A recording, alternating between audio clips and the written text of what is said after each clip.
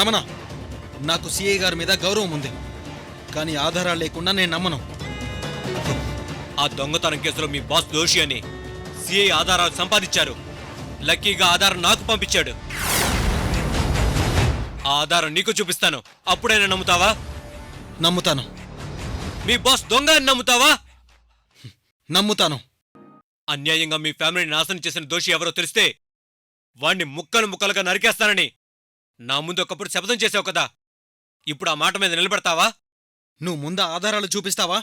చూపిస్తాను.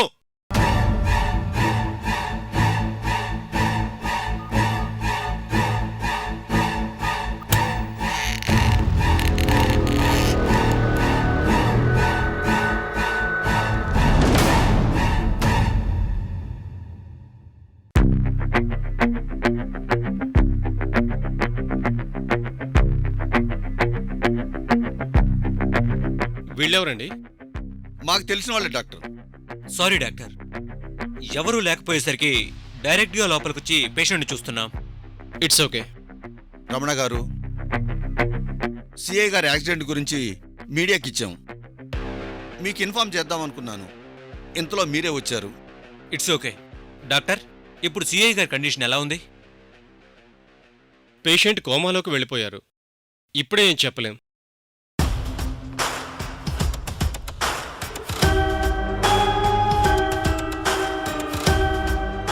సరే సార్, మేము వస్తాం. రమణ గారు, నేను ఇన్ఫార్మ్ చేస్తాను. ఓకేనండి.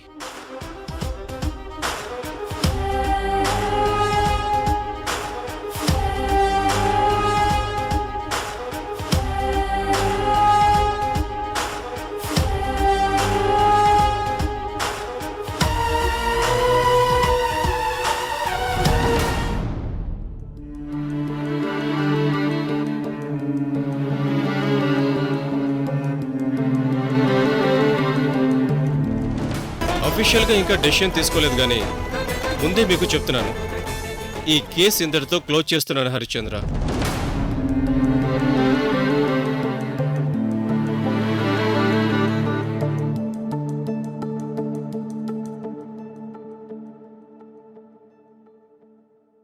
ఏవండి, జ్యూస్ తాగండి.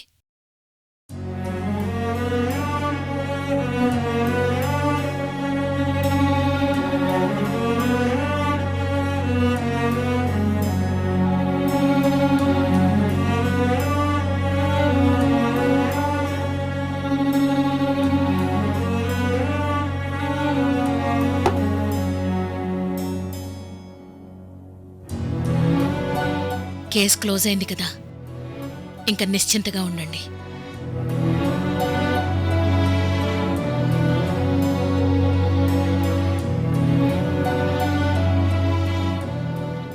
అఖిల్, నిఖిల్లు కూడా ఈ కేసు గురించి చాలా టెన్షన్ పడ్డారు.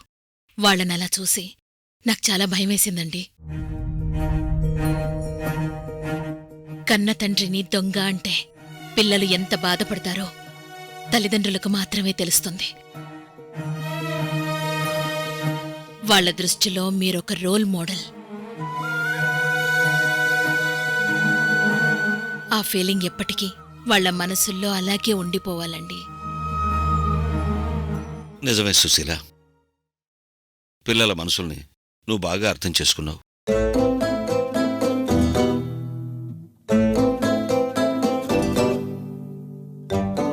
కానీ ఒక విషయం ఇందాకటి నుంచి మనస్సుని బాధ పెడుతోంది సుశీల. ఏంటండి అది? ఆ సిఐకి యాక్సిడెంట్ అయ్యి కోమాలోకి వెళ్ళిపోయాడంటే నేను నమ్మలేకపోతున్నాను. పోలీసుల గురించి మనకెందుకండి? ఎవరి తలరాతకి ఎవరు బాధ్యులు చెప్పండి.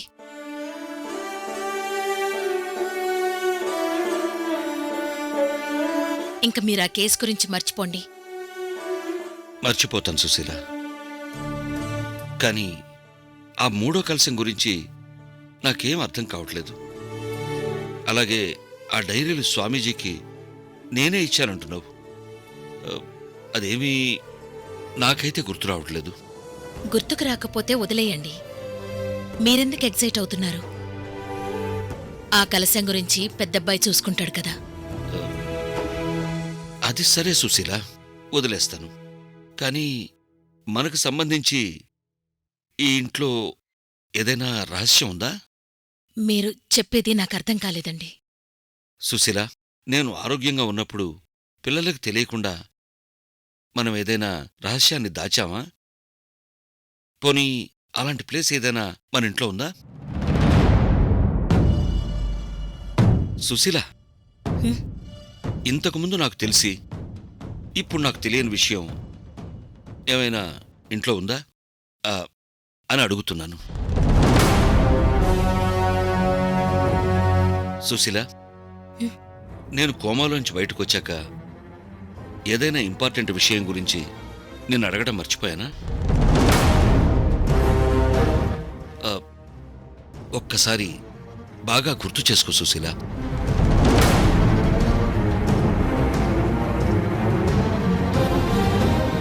మీరు కోమా నుంచి కోలుకున్నాక అన్ని విషయాలు అడిగారు. మేం చెప్పాం. కానీ ఒక్క విషయం మాత్రం అడగలేదు. మేము చెప్పలేదండి. ఏంటా సుశీల, ఏంటది? మనింటికి వెనక వైపు పాత సామాన్ల గదుంది. అందులో ఒక పాత పెట్టెంది. ఆ పెట్టె గురించి మీరెప్పుడూ అడగలేదు. ఆ గదివైపు పిల్లలతో పాటు ఎవర్నీ వెళ్ళనిచ్చేవారు కాదు. నేను, మీరు తప్ప ఎవ్వరూ అటువైపు ఆ గదిలోకి వెళ్లరు.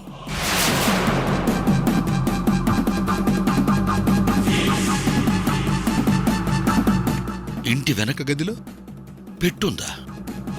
ఉమ్.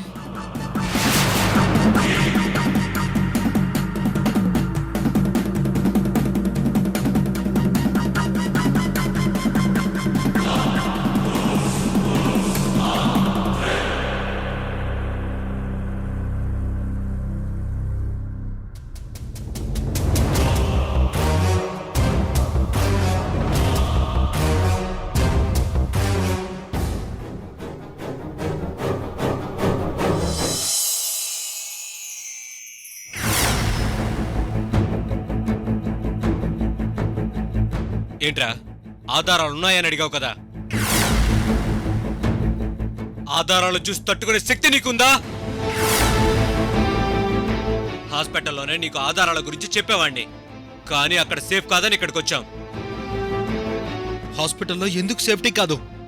సిఐ గారు యాక్సిడెంట్కి 10 నిమిషాల ముందు నాకు వాయిస్ మెసేజ్ పెట్టారు.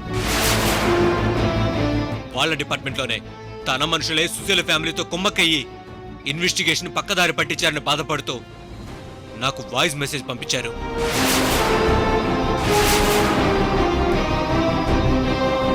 మరి ఆ ఆధారం మీద ఉందని చెప్పావు? అది కూడా సిఐ గారే పంపించారు. కానీ నువ్వు తట్టుకుంటావో లేదని నా భయం. నీ ఫ్యామిలీ నాశనం చేసిన వాళ్ళు ఎవరో తెలిస్తే నువ్వు ఎలాంటి డెసిషన్ తీసుకుంటావో, అసలు బ్యాలెన్సింగ్ గా ఉంటావో లేదని భయంగా ఉంది మోహన్. రేయ్ రే, ముందు ఆధారం ఏంటో చూపించు. అసలు ఆధారాలు దొరికితేనే కదా మీ సిఐ ఇన్వెస్టిగేషన్ ముందుకు వెళ్ళడానికి.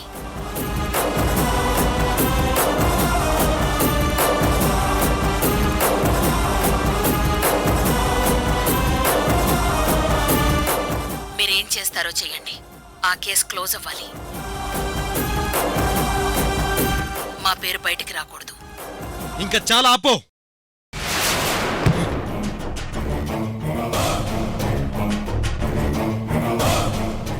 ఇంత ఘోరం చేసి ఏమీ తెలియనట్టుగా పెద్ద మనుషులుగా చెలమని అవుతున్నారు.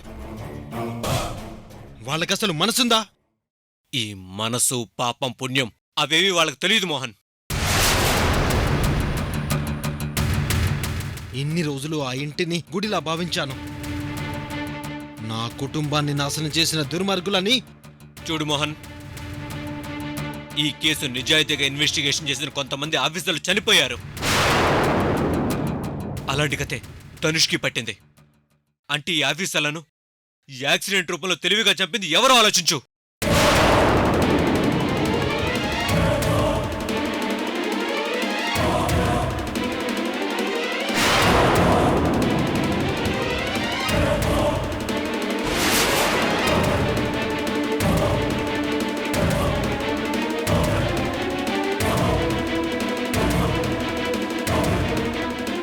స్వయంగా మీ అమ్మగారే ఆ ఎస్ఐ దగ్గరికి వెళ్ళి బంగారు నాణాలు ఆఫర్ చేసి సాక్ష్యాలు లేకుండా చేయమందే. గుర్తుపట్టావుగా మీ అమ్మగారు వాయిస్?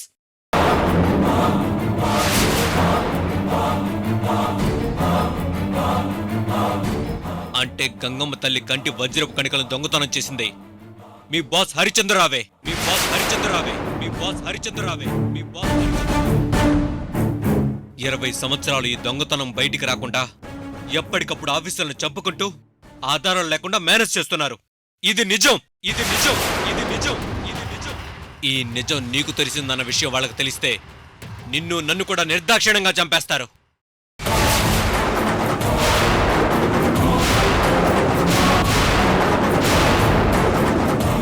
ఆ హరిచంద్రరావు వేల కోట్ల సామ్రాజ్యాన్ని ఆ దొంగతనం వల్ల వచ్చిన డబ్బుతోనే నిర్మించాడు. నీ కుటుంబం ఈరోజు సర్వనాశనం అయిపోయింది. మీ కన్నీళ్ల పునాదుల మీద మీ బాస్ ఈరోజు దర్జాగా సెలబ్రిటీ హోదాలో పరువు ప్రతిష్టలతో వెలిగిపోతున్నాడు. వెలిగిపోతున్నాడు. వెలిగిపోతున్నాడు. వెలిగిపోతున్నాడు. వెలిగిపోతున్నాడు. రేయ్ ఛ!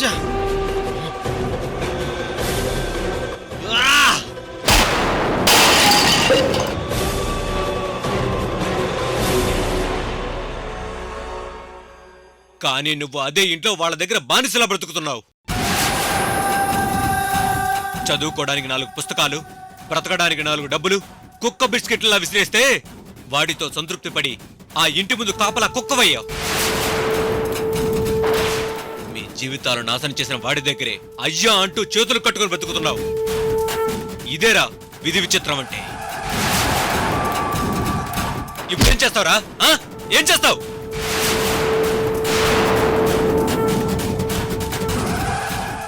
ఎవరు పోతావు అంటే నేను హ్యాపీగా ఉన్నాను కదా అని కాంప్రమైజ్ అయిపోతావా? 20 ఏళ్ల క్రితం పగే కదా అని చెప్పి మర్చిపోయి క్షమించేస్తానంటావా? చెప్పురా. రేయ్! ఆ హరిశ్చంద్రరావుని వదిలిపెట్టను. వదిలిపెట్టను. వదిలిపెట్టను. ఆ కుటుంబంలో ఎవ్వరిని వదిలిపెట్టను. చంపేస్తాను. అది నీ వల్ల కాదు. నువ్వేం చెయ్యలేవు. రేయ్! నా కోపాన్ని చల్లార్చకో.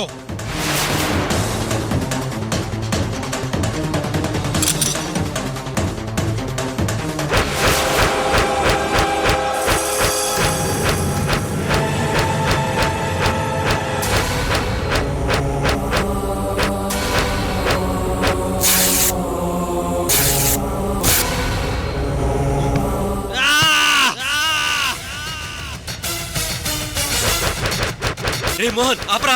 రే మోహన్ వదులు. రేయ్! నా కుటుంబాన్ని నాశనం చేసిన వాళ్ళని వదిలిపెట్టను. వదిలిపెట్టను. వదిలిపెట్టను. మా బ్రతుకుల్ని నాశనం చేసిన వాళ్ళు బ్రతకూడదు. వాళ్ళు బ్రతకూడదు.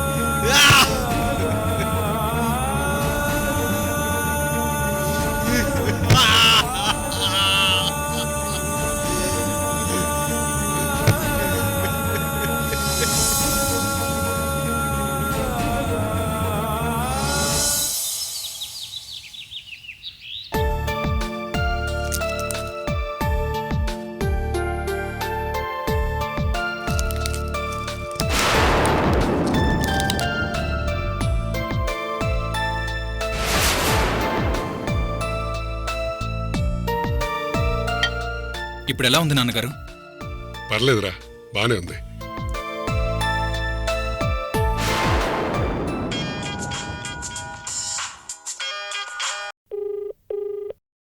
హలో అఖిల్ బాబు, నాన్నగారు ఎలా ఉన్నారు? అంతా క్షేమమే కదా? నాన్నగారు బానే ఉన్నారు తాతయ్య. ఇంట్లో అందరూ క్షేమమే. అమ్మా నాన్నతో ఒకసారి మాట్లాడదామని కాల్ చేశాను. పర్లేదు తాతయ్య, నాతో చెప్పండి. అది కాదు బాబు, పండక్కి పిలుద్దామని. అవునా? సరే తాతయ్య, ఇదిగో పక్కనే ఉన్నారు, మాట్లాడండి. చెప్పండి బాబాయ్ గారు. అమ్మా, ఈ వినాయక చవితికి మనవాళ్ళిద్దరినీ ఇంటికి పిలుద్దామని. సంతోషం బాబాయ్ గారు. మనవళ్ళు మనవరాళ్లేనా? పిలుపు మాకు లేదా?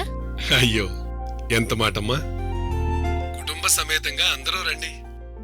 పెళ్ళయ్యాక జరిగే మొదటి వినాయక చవితి వేడుక మనందరం కలిసి ఒక సంబరంగా సంతోషంగా చేసుకుందామమ్మా. అంతకంటే సంతోషమే ఉంది బాబాయ్ గారు. తప్పకుండా వస్తాం. మనుషులు లేక వెలవెలబోతున్న ఈ ఇల్లు మీ రాకతో కళకళలాడుతుందమ్మా.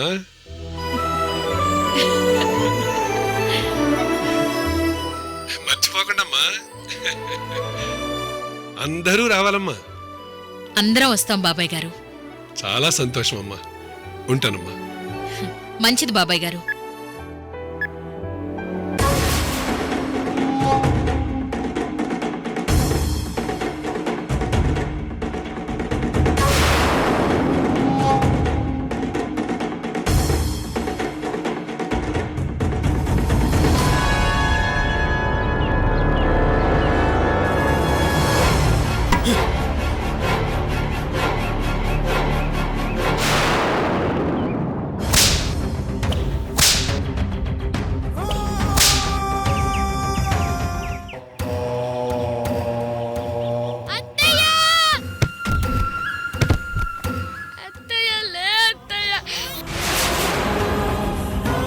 చలో ఆగో, పారిపోకో. నా మాట విను, షూట్ చేసేస్తాను.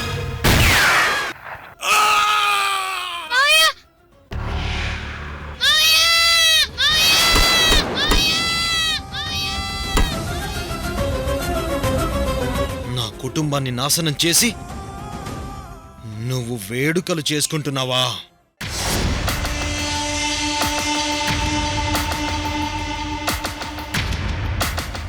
వియ్యంకుడు పిలుపు రాగానే అందరి మొహాలు వెలిగిపోతున్నాయి.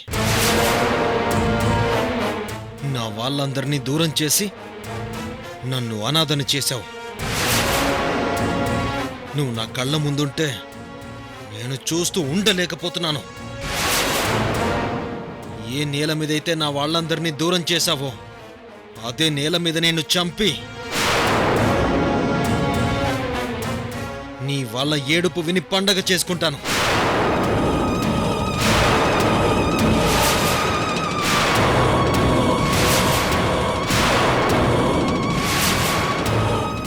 ఏడ్చి ఏడ్చి నా కన్నీళ్లు ఇంకిన ఆ నేల మీద నీ చావు చూసి నీ వాళ్ళు కన్నీళ్లు పెట్టాలి. ఈ పండగతోనే నిన్ను పైకి పంపిస్తాన్రా.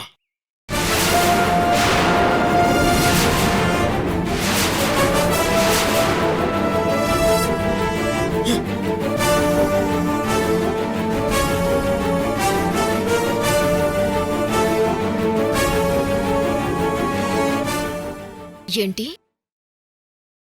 తాతయ్య వినాయక చవితికి రమ్మని పిలిస్తే ఇక్కడ మావయ్యని లేపేయడానికి వీడు స్కెచ్ వేశాడా? చావు చూసే వరకు ఈ మోహన్ ఆగేలా లేడు. సత్య, మీ తాతయ్య ఫోన్ చేశారు. అందర్నీ పండక్కి రమ్మంటున్నారు. తెలుసు. నీకెలా తెలుసు? అచ్చరే, అక్కడ పండగ హడావిడి.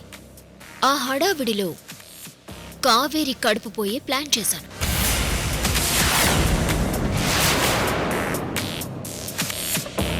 మళ్ళీ కడుపు పోయే ప్లాన్ చేశావా? ఎందుకు సత్య?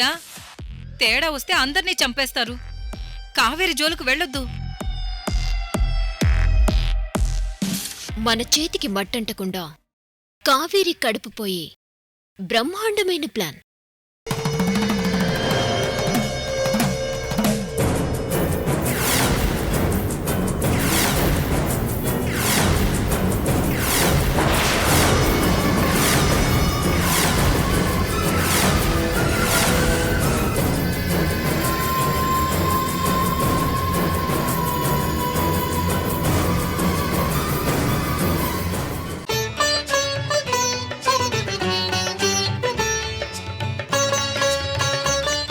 మీకు నిఖిల్ బాబుకి నేను సత్యమ్మ ప్రేమగా తినిపిస్తాం. స్పెషల్ కుడుములు తీసుకొస్తా ఉండండి.